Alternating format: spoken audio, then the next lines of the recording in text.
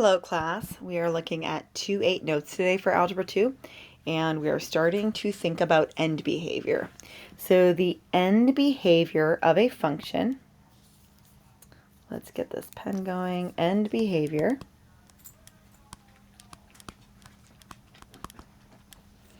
of a function is how the outputs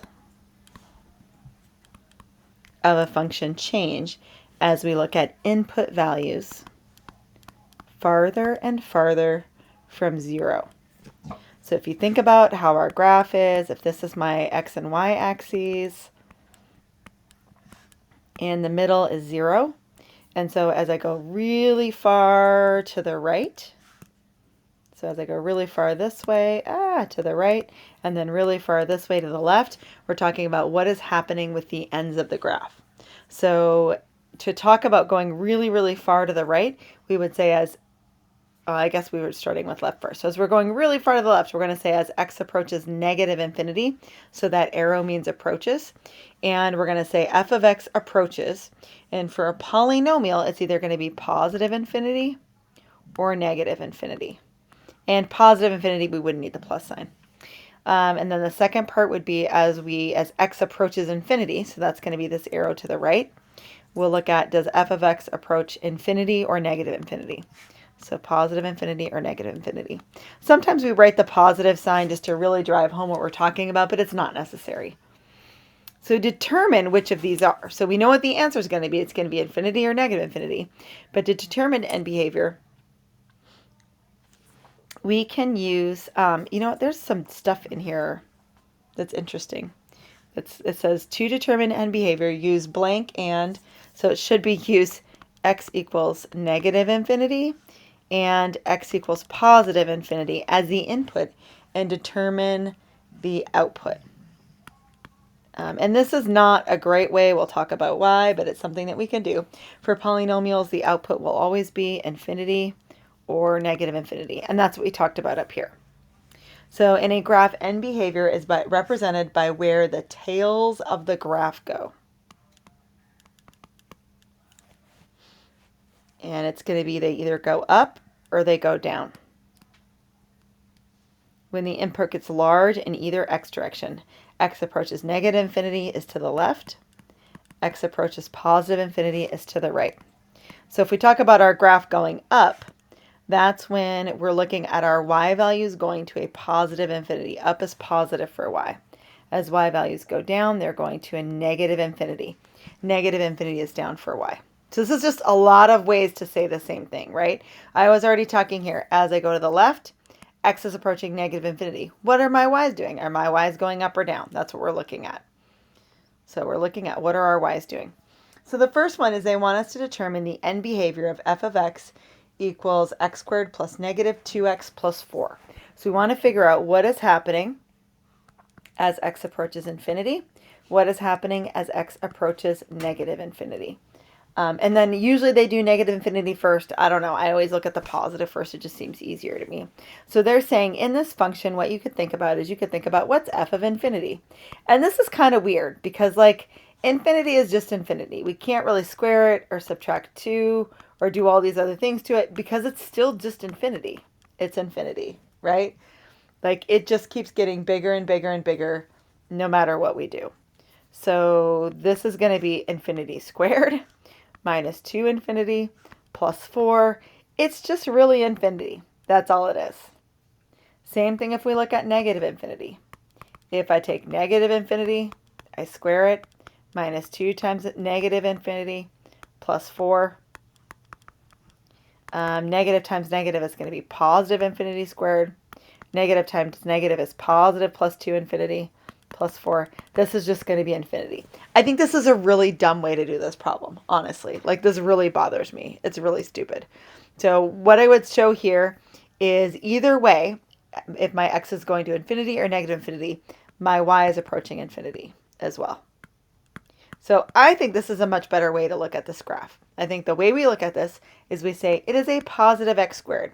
Positive x squared has this shape. The tails of my graph are both going up. Since the tails are going up, y is approaching infinity for both tails. For the tail on the left and for the tail on the right. I think that's the best way to do it. Look at the degree, think about the graph shape. This plugging in infinity thing is really weird. I understand what they're trying to do. They're trying to make you think about this, and maybe using like a really big positive number might be a good strategy, but I think it's really strange to work through math and use infinity because it doesn't really work that way. The end behavior of a polynomial can be determined from its leading term.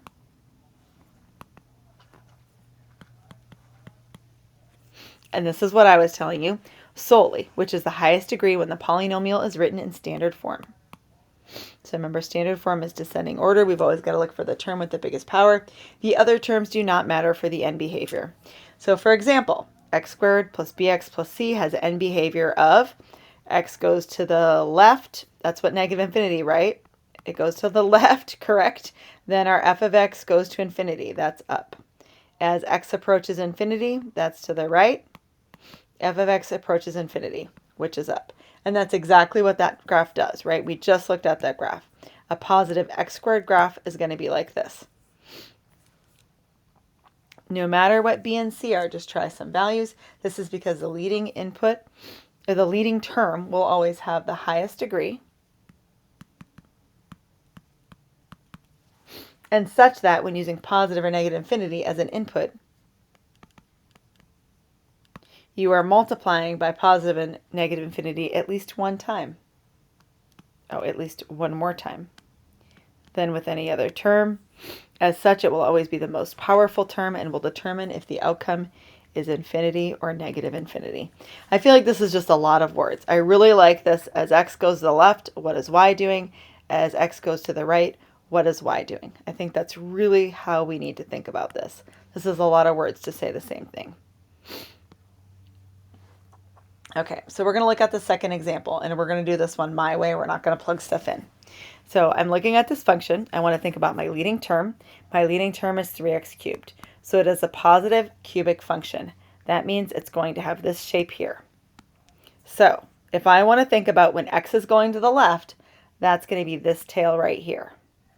So as x gets larger and larger in the negative direction, remember, that's to the left.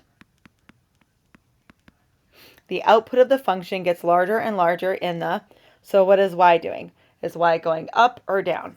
This tail is going down. So that's going to be negative direction. As x gets larger and larger, we're missing some words randomly here, in the positive direction. Okay, so when I talk about positive direction, that means to the right.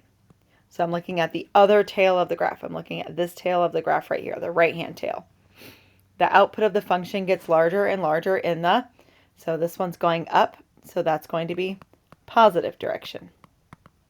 So we need to remember that x is our right and left, right and left.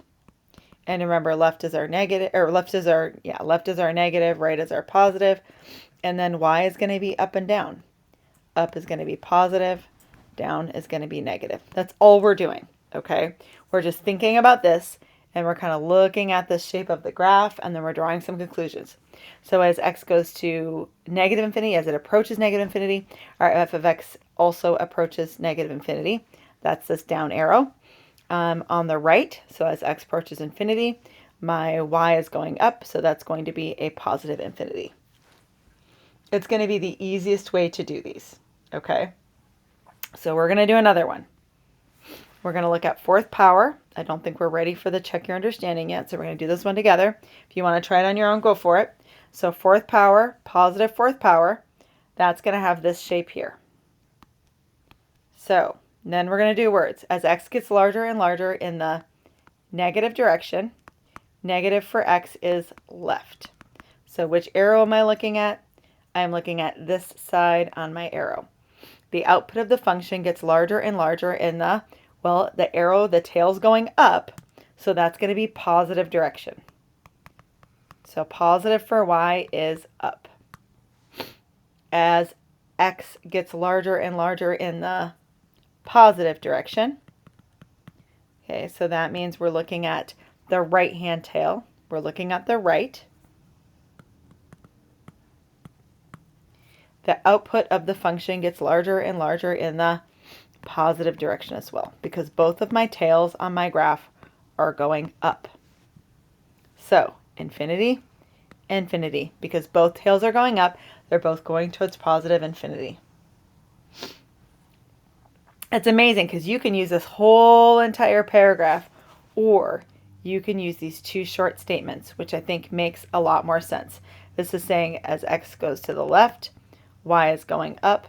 As x goes to the right, y is going up. That's all we're doing. We're talking about those directions of the tails on the graph. So last one we're going to determine end behavior on. So that means you're going to be writing these little statements and filling them in. So you're going to have to think about what that leading term is. So go ahead, try this, pause it, and then I'll work it out when you come back. So for my leading term, I need to multiply this x right here, and this x, remember it's squared. This x, remember it's squared, and this x. So let's see, what do we have here?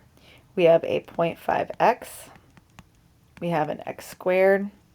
We have another x squared. We have another x. So what degree do we have? We have a 0.5, and we have x to the 6th power. So that means we're going to take our 4th power one, and we're going to add another little hump thing to it. Even they're both going in that same direction. We have at most 1, 2, 3, 4, 5 turning points because it's degree 6. So it's going to look something like that.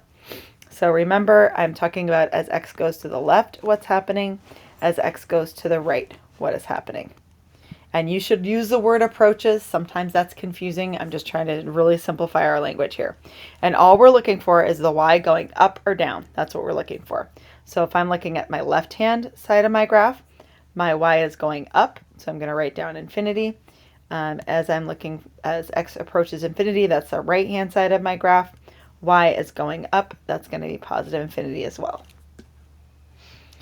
So hopefully you have a better understanding of this now. The big thing today is, can we write this end behavior notation? That's what we're really, really looking for. And maybe even looking back on your notes to see the degree and what that does to the equation. I think I emphatically showed you that I am not a fan of example 1. I think that's a really dumb way to do this. I understand what they're trying to do, but I also just don't believe in treating infinity like a number. I think it's a little bit weird. So I think we really want to think about our graph shape. Don't forget, I made those notes for you, that when we're looking at y, we've got up, we've got down, and that's going to be positive or negative infinity. Same thing with the right and left. That's when we're looking at x, positive and negative infinity. So as always, if you need help, please make sure you ask.